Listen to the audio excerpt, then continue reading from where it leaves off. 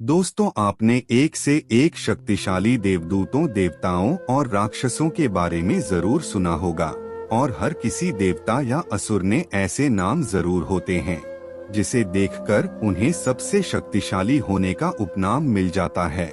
पुराणों में कई ऐसे देवता और राक्षस हुए, लेकिन आज जिनकी हम बात करने वाले हैं उन्हें सृष्टि का सबसे ताकतवर और धैर्यवान देवता कहा जाते हैं। दोस्तों, दरअसल आज हम बात करने वाले हैं देवों के देव महादेव अर्थात शंकर जी की। आज हम आपको शिव जी के जीवन के बारे में कुछ ऐसे दिलचस्प बातें बताने जा रहे हैं जो आज तक आपने किसी से नहीं सुनी होगी। तो चलिए शुरू करते हैं। दोस्तों, अगर आप हमारे चैनल पर नए हैं तो चैनल को सब्सक्राइब जरूर करें ताकि आने वाली वीडियो की नोटिफिकेशन सबसे पहले आपके यह पहुंचे।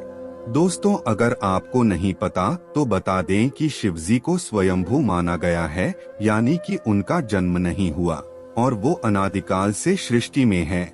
लेकिन उनकी उत्पत्ति को लेकर अलग अलग कथाएं सुनने को मिलती है। जैसे पुराण के अनुसार शिव जी भगवान विष्णु के पेट से उत्पन्न हुए हैं। इस वजह से महादेव हमेशा योग मुद्रा में रहते हैं।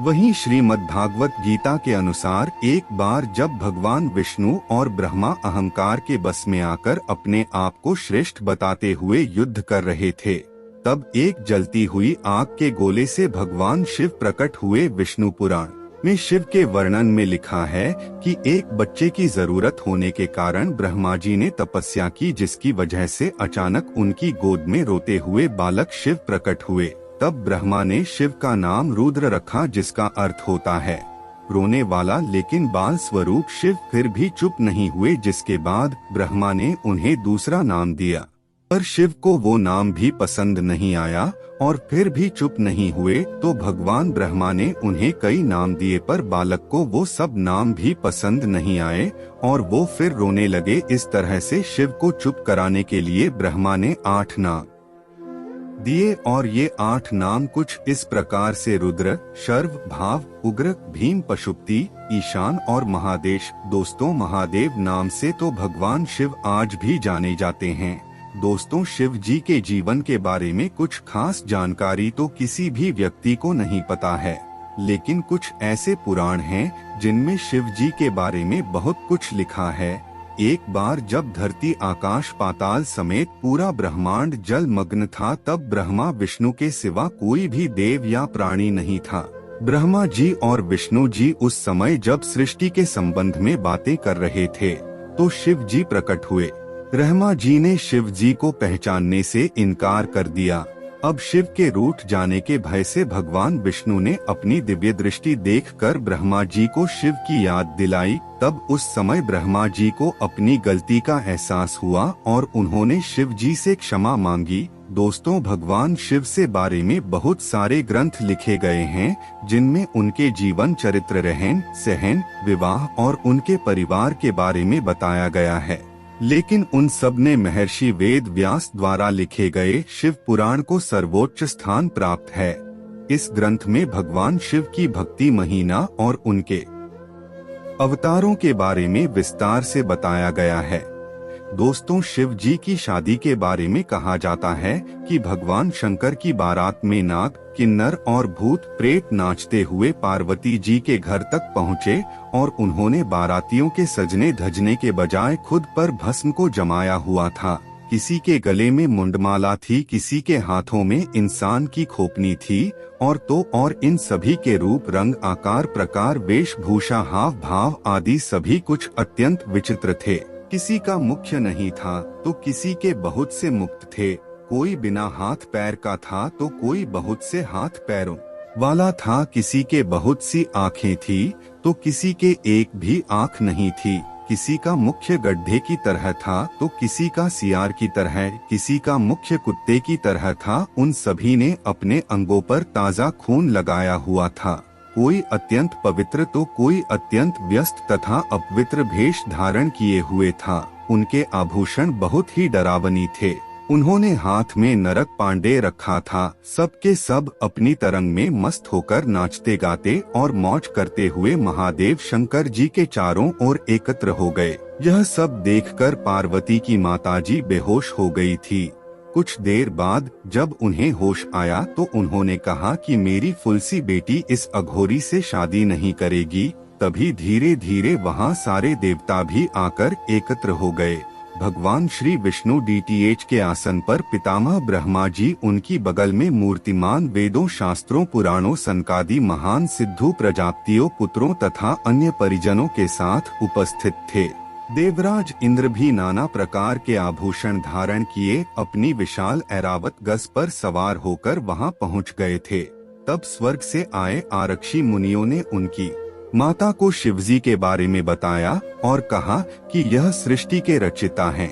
तब जाकर उनकी माता ने शादी को आगे बढ़ाया। दोस्तों, ये सभी बातें शिव पुराण में विस्तार से लिखी हुई है। शिव पुराण में प्रमुख रूप से शिव भक्ति और शिव महिमा का प्रचार प्रसार किया गया। दोस्तों, भगवान शिव को संहार का देवता कहा जाता है। भगवान शिव सामने आकृति और अपने रौद्र रूप दोनों के लिए प्रसिद्ध हैं। अन्य देवों से शिव को अलग माना गया है। सृष्टि की उत्पत्ति, स्थिति एवं संहार के अधिपति शिव ही हैं। त्रिदेव में भगवान शिव संहार के देवता माने गए हैं। अनादि तथा सुश्री प्रक्रिया के आदि स्रोत हैं और यह काल महाकाल ही ज्योतिष शास्त्र के आधार हैं। शिव का अर्थ व्यक्ति कल्याणकारी माना गया है, लेकिन वो हमेशा नए और पार ने दोनों को अपने अधीन किए हुए हैं। राम, रावण, शनि, कश्यप आदि कई इनके भक्त हुए। शिव सभी को समान दृष्टि से देखते हैं, इसलिए उन्हें महादेव भी कहा जाता है। दोस्तों, हम सब जानते हैं कि भगवान शिव जी को त्रिनेत्र भी कहा जाता है, क्योंकि शिव जी की तीसरी आँख थी। लेकिन दोस्तों, क्या आपको पता है कि आखिर शिव जी की तीसरी आँख का रहस्य क्या है? आखिर से शिव जी के पास यह तीसरी आँख आई। दरअसल भगवान शिव की तीसरी आँख इस संदर्भ में कई सारी कथाओं का वर्णन किया गया है। ऐसी एक कहानी है, कामदेव की एक बार दक्ष प्रजापति ने भव्य हवन का आयोजन किया और माता सती और भगवान शिव को भी आमंत्रित किया गया, लेकिन वहां पर शिव के साथ हुए अपमान को माता सती सहन न कर सके और उन्होंने आत्मदाह कर लिया। इस घटना के चलते भोलेनाथ इतनी क्रूर थे, कहा जाता है कि वह वर्षों तक घोर तपस्या करते रहे। कहा जाता है कि समय के साथ माता सती का हिमालय की पुत्री के रूप में फिर जन्म हुआ, लेकिन भगवान शिव अपने ध्यान में इतने लीन थे कि उन्हें किसी बात का एहसास नहीं था। सभी देवता चाहते थे कि जल्द से जल्द माता सती यानी कि पार्वती का शिव के साथ मिलान हो जाए, लेकिन उनके सभी प्रयास विफल साबित हुई। फिर अंत में उन्होंने स्वयं भगवान कामदेव को मदद के लिए बुलाया। कामदेव ने अलग अलग तरीकों से भगवान शिव का ध्यान तोड़ देने की कोशिश की, लेकिन विफल रहे हैं। इसके बाद कामदेव उन्हें एक आम के वृक्ष के पीछे से पुष्ट बाण चलाया, जो सीधे शिव के हृदय में जाकर लगा और उनका ध्यान भंग हो गया। अपने ध्यान के भंग होने से महाकाल इतनी क्रोधित हो गए कि उन्होंने अपने तीसरे नेत्र से कामदेव को भस्म कर दिया।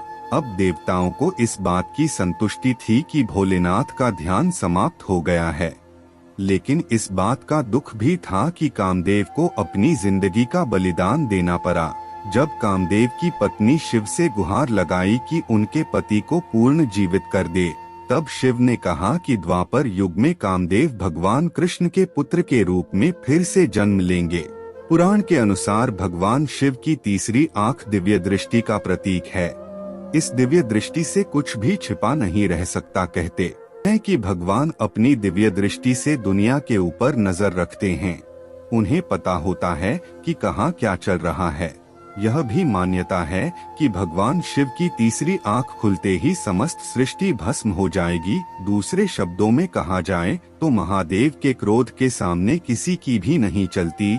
जब महादेव को क्रोध आएगा तो समस्त सृष्टि नष्ट हो जाएगी। दोस्तों, इंसानों की तरह देवों में भी मतभेद होते थे और अपनी बात को सत्य मनवाने के लिए देव कई बार आपस में युद्ध कर लेते थे। ऐसा ही एक बार हुआ जब श्री ब्रह्मा और विष्णु जी ने झगड़ा हुआ। ब्रह्मा जी ने कहा, दृष्टि मुझसे उत्पन्न हुई है और मैं प्रजापिता हूँ। तब विष्णु जी ने कहा कि मैं आपका पिता हूँ, क्योंकि आप मेरी नाभि कमल से उत्पन्न हुए हैं। इन दोनों का झगड़ा को सुनकर महादेव वहां पहुंचे और उन्होंने कहा कि पुत्रों, मैंने तुमको जगत की उत्पत्ति और स्थिति रूप 2 कार्य दिए हैं। इस प्रकार मैंने शंकर और रुद्र को संहार का कार्य दिया है।